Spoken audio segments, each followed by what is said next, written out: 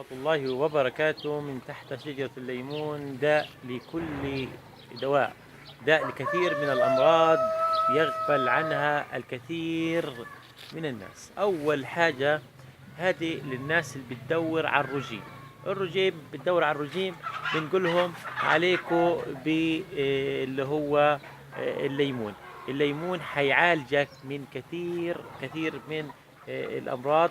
والليمون يعني انت بدك تعمل رجيم، لو شربت ورا كل وجبة بتاكلها شربت مشروب ليمون، حتحرق الدهون تاعت اللي هو الاكل، وحتشعر بالجوع. في طريقة كمان أخرى للرجيم، بيجيبوا قنية مية لتر لترين، بوضعوا فيها ليمون وبقشره وبيشربوها ورا كل وجبة، وأنا جربتها وبتشعر بالجوع. بدنا ننبه لنقطة ثانية، إنه في بعض الناس عن طريق الوصفات، بياخدوا وصفات من النت. في بعض الوصفة بيقول لك اشرب خل، راح بيشرب خل يعني في ناس ما عندهاش دين يعني في تقديم الوصفات على الانترنت، بيروح بيشرب خل وحيسبب وسبب يعني الامراض. يعني منهم ناس شالوا الغده الدرقيه، وصار في يعني فقط يعني جزء من جسمه عشان راح بده يعمل رجيم، اخذ وصفه من النت. عشان هيك احنا بدنا نحذر من الوصفات السيئه للرجيم. الرجيم اي قصدي كمان الليمون. هذا الليمون انا عندي لسه مش ظهر هذه الليمونه الشهريه. الليمون علاج لكل كثير من الامراض، ووقايه للكثير من الامراض. زي ما بقول المثل عندنا درهم وقايه خير من قنطاري علاج.